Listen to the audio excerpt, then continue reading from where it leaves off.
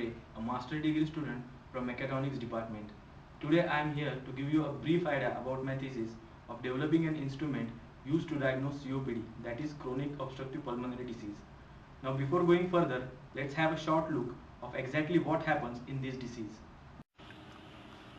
During normal respiration, air travels down through the nose to the trachea and in the smaller airways called as the bronchi. Bronchi then gets further divided into tiny balloon-like structures called as alveoli. COPD mainly causes the airflow blockage, due to which the person suffering from COPD has mainly the breathing problems. In COPD, the alveoli loses its elasticity and becomes swollen, due to which their air carrying capacity decreases.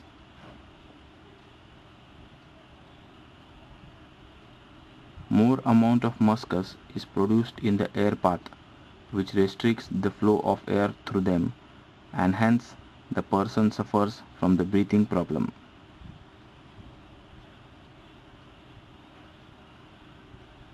COPD is mainly caused by tobacco, asthma, exposure to air pollutants in the home and workplace, genetic factors, and respiratory infections. Hence, to diagnose COPD, it is mandatory to measure the volume of the air exhaled by our lungs. Basically, there are two main parameters to be measured. The first one is FEV1, that is the volume exhaled of the air in the first second of exhalation, and FVC, that is the forced vital capacity. That means total amount of air exhaled by our human lungs. Now, the main approach of my thesis work is to develop an instrument which is affordable as compared to the other instruments which are currently used in the market. There are three main parts of the device: the flow rate sensor, the signal conditioning circuit, and the microcontroller.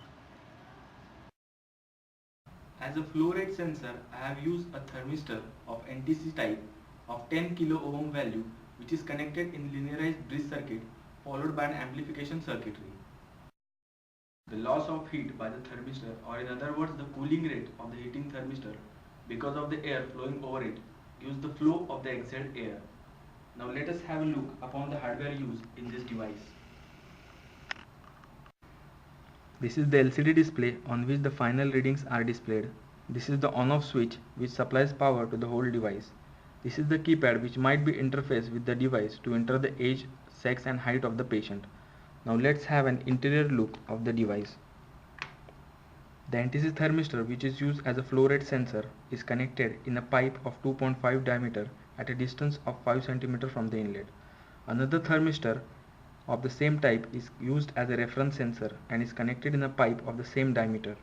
This thermistor is connected in another arm of the bridge circuit and is used to nullify the atmospheric temperature change. A temperature sensing IC is connected in the same pipe in the same airway path to measure the temperature of the exhaled air. This is the ARM7 microcontroller unit. These are two lithium batteries which supplies 12 volt to these two sensors and constant current supply of 5 volt to the microcontroller unit. The output of both the sensors like flow rate sensor and temperature sensors are connected to the microcontroller unit through the ADC module. The LCD display and the keypad are interfaced with the microcontroller unit through these connecting wires as shown here. Now let us see how actually the signal flow takes place. The exhaled air is sensed by the sensors, which produces the signals equivalent to the flow rate and temperature of the exhaled air. These signals are then given to the ADC module, which converts the analog signal into digital form. The digital signals are then given to the flow processing module. Here, the flow rate of the exhaled air and its temperature is calculated by using the curve fitting equations. Finally, the flow signal is given to the volumetric integration module, where the volume for the particular time interval is calculated by integration of the flow. The two main parameters FEV1 and FVC are calculated and the final readings are given to the LCD display module. The whole unit, including ADC module, flow processing module and the volumetric integration module, are included in the ARM7 microcontroller unit.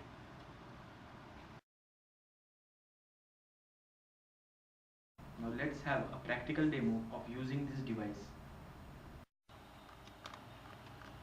When we put the device on, it shows the welcome message. When the message of please blow is displayed, it means the device is ready to take the measurements.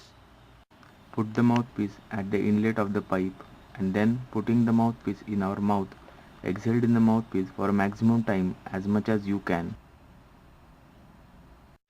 If the volume versus time plot is plotted, we can see that as we exhale, the volume increases until a particular value and then goes decreasing.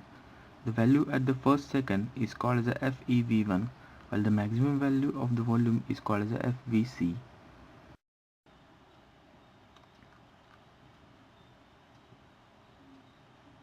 After the completion of exhalation, the device processes the data, and while doing this, it shows the analyzing data on the LCD display. After the completion of data processing, the device shows the output reading in the form of FEV1 and FVC in liters and the final readings of airways obstruction in percentage. In this way, this device is used to measure the obstruction in our airways path and thereby used to diagnose COPD. Now there are some recommendations to make this device more efficient. Let's have a look on them. Now there are some recommendations. The first one is precise calibration and the second one is the interfacing of the keypad to enter the age, sex and height of the patient for comparing the standard values of FEV1 and FVC. Thank you for giving your precious time for watching this video. Have a good time. Thank you.